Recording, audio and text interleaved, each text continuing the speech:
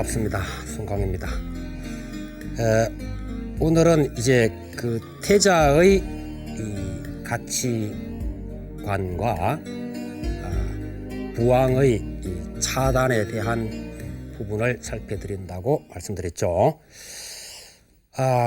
앞 시간에 이야기했던 이 농경제를 중심으로 해서 이제 태자는 전혀 다른 시각을 갖게 된 듯합니다. 사실 그 전까지만 해도 궁중에서 보고 들은 것이라고는 어디까지나 그건 통치자가 당연히 생각할 수 있는 그러한 광경들, 그리고 통치자의 길로 나아가는 교육, 이런 것들이었죠. 그리고 주변에서 일어나는 것들이 매일 거의 비슷한 것들이기 때문에 전에 의뢰이 그러려니 하는 그런 생각에 빠져 있었을 수도 있습니다. 우리도 보통 그렇죠. 나날이 매일매일이 변함없이 가면 어느덧 자기도 모르게 타성해졌는다 그러죠. 의뢰이 그런 거야, 이렇게 이제 생각할 수도 있습니다. 그런데 누군가가 와서 이게 잘못된 거다라고 지적하기 전까지는 대부분이 그냥 놓치고 있다, 그런 이야기들을 많이 하잖아요.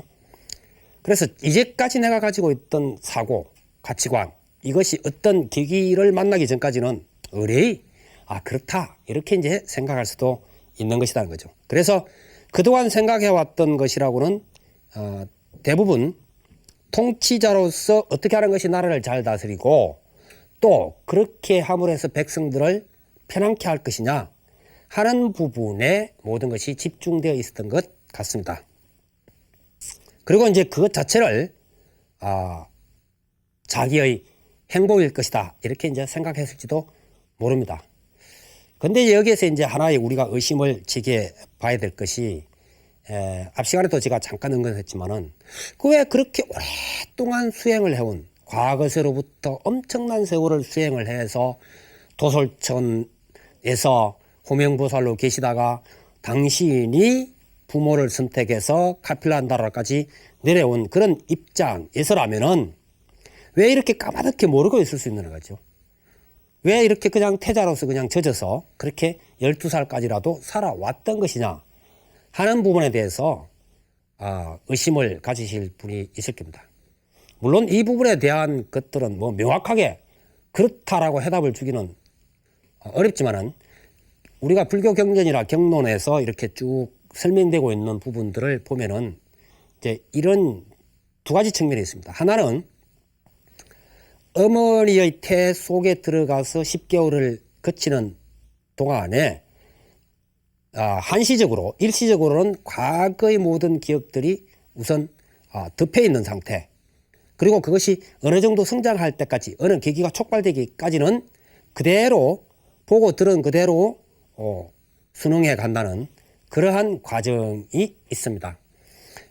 TBS에서 보면은 그게 이제 스승이 어디로 가서 다시 오고 이런 부분들이 있죠. 그래서 이제 라마라든지 등등 해서 이렇게 이제 찾아가는 환생자 이런 것도 있고 그렇습니다만은, 그럴 때 본인은 그것을 처음부터 다 기억을 내지 못하죠. 다만 과거생에 어떤 내가 썼던 물건들을 갖다 과연 여러 개 섞인 속에서 가려내느냐, 이런 걸 기준으로 해서 이분이야말로 라고 이제 찾아서 모신다는 것이지, 본인 입으로 내가 어땠고 저떻고 이런 식으로 처음부터 이야기한다는 것은 아니죠. 그래서 이제 그런 입장에서 좀 이해를 해볼 수가 있고, 또 하나는 뒤에 그 대성경전 같은 데서 이야기를 말씀을 하고 계시듯이 바로 인간과 똑같은 모습을 일부러 보여줌으로 해서 사람들로 하여금 우리와 똑같은 그러한 모습을 보여주신 분, 우리와 똑같이 그런 생활을 하신 분이 출가를 해서 저런 수행을 거쳐서 부처님이 되셨구나 하는 그런 무한한 가능성을 우리에게 보여주기 위해서라고 하는 설명도 있습니다. 물론 이것이 이제 과거의 이야기와 연결을 하다 보니까 이와 같이 갑니다만은, 어쨌거나 현세에서 부처님 한 생의 딱 끊어서 보자면은 12살 때 농경제를 계기로 해서 완전히 다른 하나의 시각을 갖게 되었다. 그래서 사고의 방향이 이제는 달라져 버린 그러한 입장이라는 것이죠. 왜냐하면은 그 태자의 입장에서 항상 아버지를 지켜보았습니다. 그러면은 아버지 슈토다라왕은 대단히 어질고 형군으로 표현되고 있습니다. 그래서 아버지같이 훌륭한 분의 입장에서도 농경제를 통해서 봤듯이 일반 백성이 굶주리고 하는 그러한 모습을 다 어떻게 하지를 못한다. 아버지처럼 그렇게 훌륭한 왕도 그거는 안 된다라고 하는 것들, 그리고 왕의 힘이라고 하는 것이 사람들이 겪고 있는 노병사라고 하는 부분에 대해서는 더더군다나 어떻게 힘쓸 수가 없다고 하는 이러한 한계성 같은 것들을 태자는 보았는지도 모릅니다. 이것을 눈치챈 부왕 슈토다라 왕은 농경제에서 돌아온 후에 제왕의 길에 대한 교육을 더욱 철저하게 강화시켜 나가죠. 다른 생각을 할 기회를 주지 않기 위해서. 뿐만 아니라 새로운 태자의 궁을 지어서 밤마다 잔치를 베풀고 아름다운 무희들로 둘러싸게 해서 다시 말해서 혼빼기 작전. 혼자 가만두면은 이건 뭐 자꾸 이런 생각을 하니까 낮 시간에는 무술을 한다든지 뭐 제왕학에 대해서 공부를 한다든지 이렇게 계속 공부를 시키고 밤이 되면은 이제 지쳐서 쓰러질 때까지 뭐 잔치를 베풀어서 무희들이나 이렇게 에워싸고는 음악 연주하고 뭐 이렇게 맛있는 음식 뭐 술 이런 걸로 이제 계속 보냄으로 해서 도대체 농경제를 계기로 해서 일어난 생각에 혼자 잠기지 못하게 하려고 무진 애를 쓴 모습들이 역력하게 보입니다. 그러나 그러면 그럴수록 이 태자는 잔치만 하더라도 밤에 예를 들어서 뭐 잔치만 하더라도 잔치를 베풀고 난 뒤에 사람들이 지친단 말이에요. 처음에는 아름답던 모습도 이제 땀으로 범벅이 되고 지친 모습, 그 다음에 예를 들어서 쓰러져 자는 모습을 보게 되면 흐트러진 모습, 결코 생기발랄한 그런 모습만 있는 것이 아니라는 것. 뿐만 아니라 자기가 거기에 대해서 푹 빠져있지 않기 때문에 그 뒤에 오는 허망함이라고 하는 것은 대단한 거죠. 그래서 점차 그러한 일에 대해서 더욱 흥미를 잃어가는 역효과를 일으키고 있는 광경들을 보게 됩니다. 그러면서 빨리 출가를 해서 수행해야 되겠다는 결심만 자꾸 강하게 되는 것 같아요.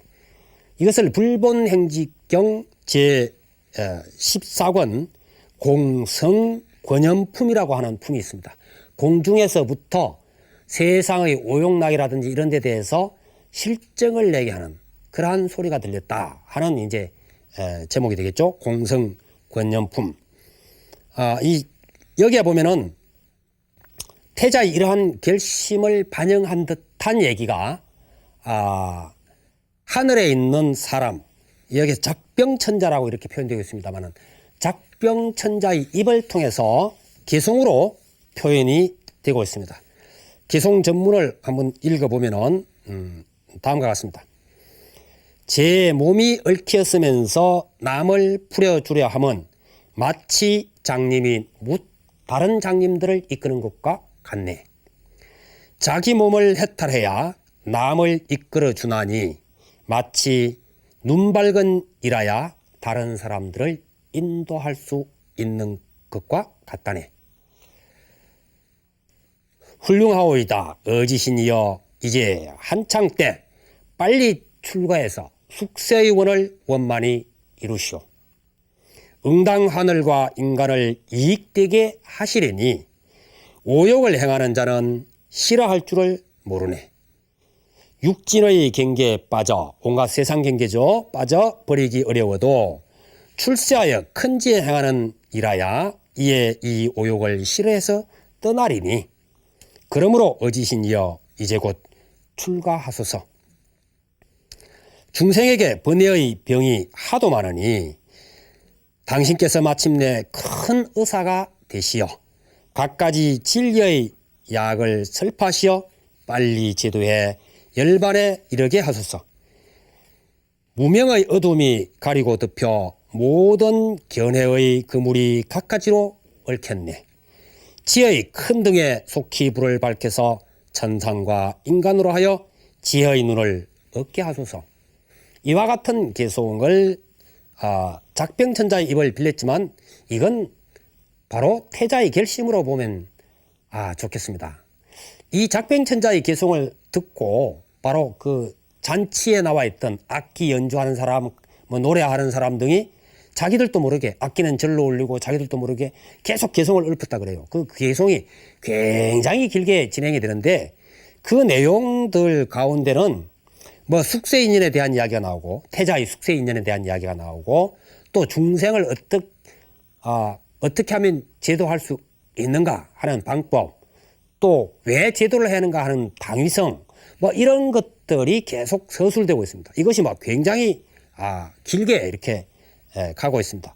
역시 그것도 태자의 마음속에서 일어나고 있는 잔치 자리에 이렇게 있지만은 그 음악이나 음식이나 술이나 이런 데 빠져들지 않고 자기 혼자서 정리되고 있는 과정이 아닌가, 그렇게 이제 볼 수가 있겠죠. 이 사려 깊은 태자 입장에서 보면은 참 부왕의 입장이라든지 아니면 샤카족의 바램을 어떻게 모르겠습니까? 그렇지만 자기가 제왕이 된데도 그 한계를 이제 파악을 해버렸기 때문에 그 한계를 넘어설 수 있는 방법이 무언가를 찾지 않을 수가 없었을 겁니다. 그래서 부왕이 온갖 노력을 기울여서 태자의 뜻을 끄끄려 하면 할수록 태자의 결심은 점차 그것이 강해지고 태자의 눈으로 바라볼 때 그러한 유혹들은 더욱 더 부질없이 보이는 그러한 시각의 차이로 벌어져 갔던 것이 아닌가, 이렇게 생각됩니다. 부왕도 이러한 태자의 결심을 확연히 읽었던 것 같습니다. 그래서 주변과 이제 여러 가지 의논을 하게 되는데, 주변에서 빨리 결혼을 시키면은 요즘 말로 깨가 쏟아진다 그러잖아요. 그래서 자꾸 이제 부인과 이렇게 지내는 시간이 많아지면은 혼자 있는 시간과는 분명히 달라질 것입니다. 그래서 아주 어여쁜 그 처녀를 태자비로 정해서 결혼을 시키게 되면은 태자가 거기에 빠져서 결국 출가하겠다고 하는 그러한 결심을 꺾어버릴지도 모릅니다. 이렇게 해서 자꾸 이제 결혼을 시키려 그럽니다. 경전마다 이 부분에 대해서 여러 가지 이제 차이가 좀 있기는 합니다만은, 우리는 저 앞에 선해선인 이야기를 기억할 수 있죠? 선해선인이, 재산을 전부 다 나눠주고, 히말라야 산에 들어가서 이제, 선해선인에 대해서 수행을 하고 있었다. 그래서 삼매력과 선정력과 또 신통력을 갖추고 있었다. 그때 연등 부처님이 세상에 오셨다. 디팡카라 부처님께서 오셨다 하는 이야기를 듣고 산을 내려오다가 중간에서 500명이나 되는 외도라고 표현되고 있습니다만은 뭔가 올바르지 못한 사고에 빠져 있는 사람들을 만나서 바른 수행법을 가르쳐 주게 되죠. 그때 이들이 감사의 뜻으로 저희들 목까지 전부 다 부처님께 선물을, 공양을 올려주십시오 하고 은전 한 입씩을 전부 다 거둬서 500냥을 거뒀다 그럽니다. 그래서 이것을 가지고 이제 부처님께 드릴 수 있는 가장 귀한 것이 무엇인가라고 했을 때, 그것이 연꽃이다, 이렇게 결론을 내리고 연꽃을 사려고 하게 되죠. 이때 궁중의 한 처녀가 말하자면 연꽃을 감추고 가는 것을 보게 됩니다. 그래서 그 연꽃을 내게 팔아라. 그래서 한참 이렇게 실갱이를 하게 되죠. 그래서 나와 결혼을 해주면 이걸 주겠다. 지금은 내가 출가 수행하는 사람이기 때문에 그건 안 된다. 그렇다면 마지막 생에라도 부부의 연이 되게 한다면은 되겠다. 이래서 이제 연꽃을 얻게 되죠. 5송이를 사게 되고 2송이는 처녀의 몫으로 해서 부처님직에 바치게 된다. 그 인연이 바로 나중에 태자비가 되는 야쇼다라와의 인연이었다. 이렇게 이제 설명되는 곳도 있고, 보통 우리에게 전달되고 있는 팔상록이라든지 등등에서는 그렇게 나옵니다만은, 다른 여타경에서는 여기서 보면은 그 처녀가 태자의 첫 번째 부인이 되는 고파라고 하는 얘기도 나옵니다. 그러니까 야쇼다라가 아니고 고파였다. 뭐 이런 이야기도 나옵니다. 바로 이